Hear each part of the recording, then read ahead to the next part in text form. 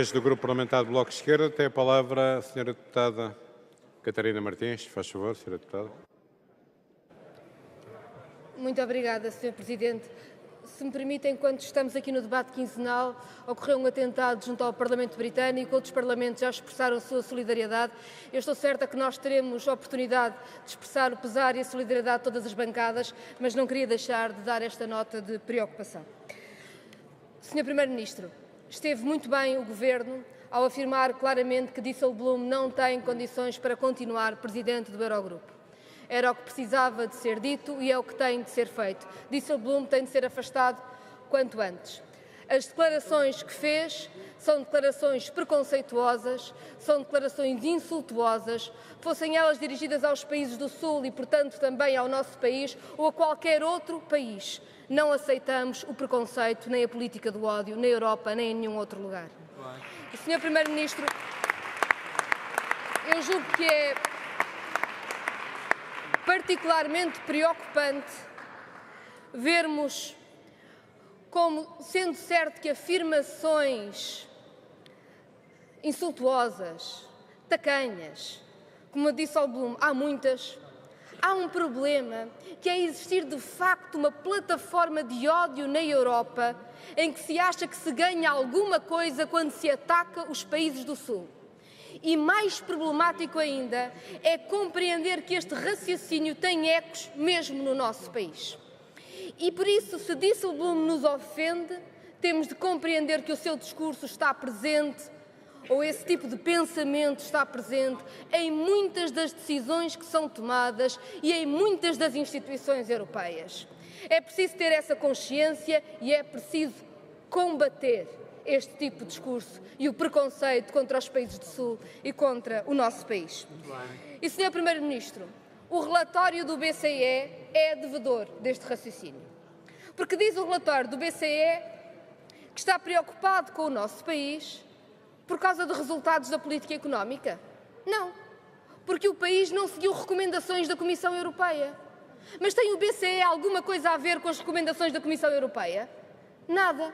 Tem o BCE algum papel sobre a Comissão Europeia? Nenhum. Então por que é que o BCE vem dizer coisas sobre as quais não deve dizer nada? Porque pode.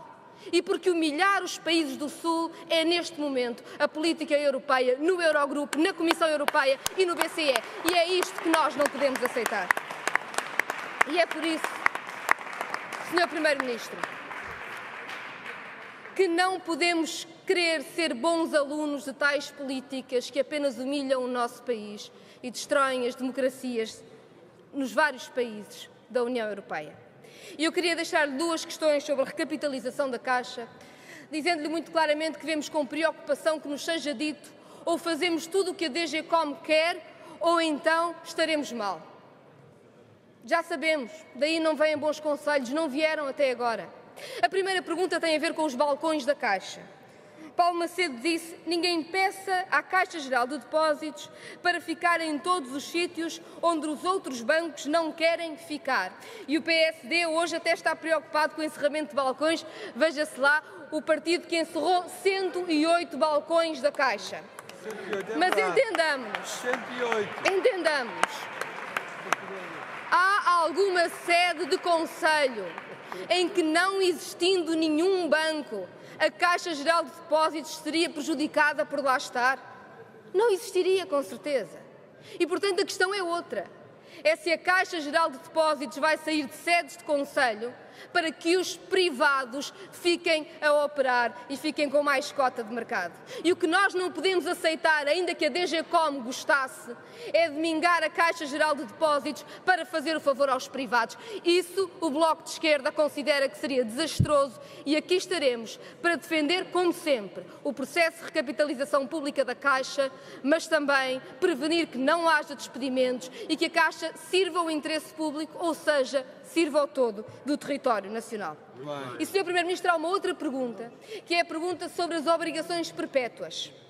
O problema que se põe, já foi aqui colocado, e o Sr. Primeiro-Ministro respondeu, são obrigações que terão os juros do mercado, mas entendamos, a Caixa está a emitir 930 milhões nestas obrigações perpétuas,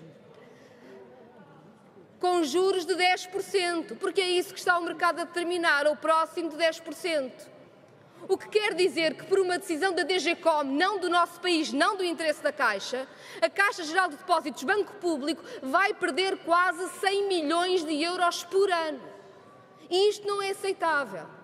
E a pergunta que o Bloco de Esquerda tem para fazer ao Governo é se o Governo vai aceitar uma reestruturação da Caixa desenhada pela DGCOM que ataca o Banco Público ou se, pelo contrário, essa reestruturação tem de ser feita nos moldes em que se defenda a Caixa e o interesse público.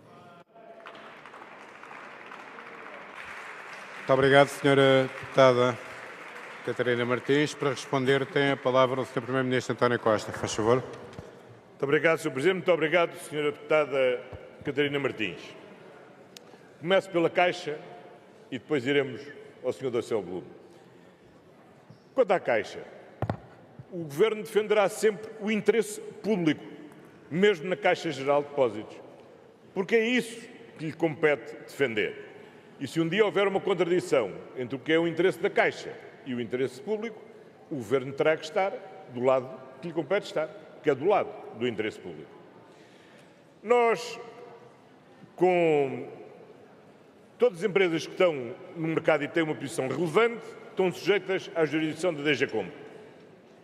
E, portanto, nós negociamos com a Direção-Geral da Concorrência quais eram as condições para ser autorizada a capitalização sem ser considerada ajuda de Estado. Não aceitámos tudo o que a DGCOM queria, como, por exemplo, no processo de venda do novo banco, o processo também ainda não encerrou, porque também ainda não está encerrado o processo de negociação com a DGCOM.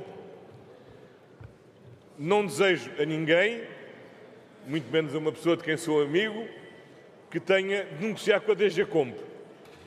Agora, nós temos que negociar de acordo com aquilo que é o interesse nacional e o interesse nacional passa, neste caso concreto, porque a Caixa Geral de Depósitos não seja um pequeno banco, mas seja um banco nacional, acessível, de cobertura universal, que tenha em conta a diáspora portuguesa, que tenha em conta a presença e que deve ser um braço da internacionalização da economia portuguesa. Julgamos que o plano de reestruturação que foi aprovado, quer do ponto de vista económico, quer do ponto de vista social, responde a estas necessidades. E a cobertura do país está assegurada. Não lhe vou responder à pergunta de saber se há algum concelho onde se podia dispensar a existência de um balcão na respectiva sede, não vá dar ideias. Depois digo-lhe em particular um bom exemplo de um concelho onde é mais importante outras localidades do concelho do que a sede propriamente dita. E, portanto, o que nós temos que ter é um critério onde a Caixa Geral de Depósitos tenha que estar presente, onde é essencial que esteja presente para assegurar serviços bancários e onde é essencial que esteja presente para poder ser uma entidade efetivamente concorrente no mercado e não meramente passiva e ausente, deixando mercado para outros concorrentes. Devemos, por isso, ter uma posição proativa. No que diz respeito à questão da Europa, eu acho que esta afirmação do Sr. Dijsselbloem é, aliás, particularmente ilustrativa de algo que eu tenho insistido ser aquilo que eu considero hoje o fator mais grave, a ameaça maior à União Europeia, que é a clivagem entre culturas que se tem vindo a acentuar, quer numa dimensão leste-oeste, quer numa dimensão norte-sul. E se alguém julgou que as feridas da crise de 2008-2011 estavam ultrapassadas, há sempre alguém que nos vem recordar que, infelizmente, essas crises não estão ultrapassadas. E é por isso que nós precisamos de alguém na presidência do Eurogrupo que seja um motor e um catalisador de uma unidade em torno da União Económica e Monetária, que permita contribuir positivamente para estabilizar o euro e salvar o euro. Porque com Dijsselbloem à frente do Eurogrupo, o euro está condenado. Espero que leve muitos anos, mas não tem recuperação possível. Porque só uma União Económica e Monetária que assegure a convergência económica garante estabilidade. E só garantindo estabilidade permite de assegurar a durabilidade desta deste ganho do projeto europeu, que foi termos uma moeda única. Este tipo de preconceito é um preconceito que assenta em critérios, neste caso, sexistas, racistas e xenófobos, mas há outros preconceitos, designadamente preconceitos ideológicos, que fazem e que aparecem em muitos relatórios, como, por exemplo, o referido, não do BCE, mas dos próprios serviços da Comissão Europeia, a propósito dos efeitos do aumento do salário mínimo nacional em Portugal. Porque num ano em que a economia cresceu, o emprego cresceu, as nossas empresas ganharam cota de mercado, as exportações aumentaram, vir-se dizer que o aumento do salário mínimo nacional é uma ameaça à competitividade da nossa economia, é rigorosamente não perceber o que é que se está a passar em Portugal e querer simplesmente agir de acordo com uma cartilha ideológica, independentemente da realidade a desmentir.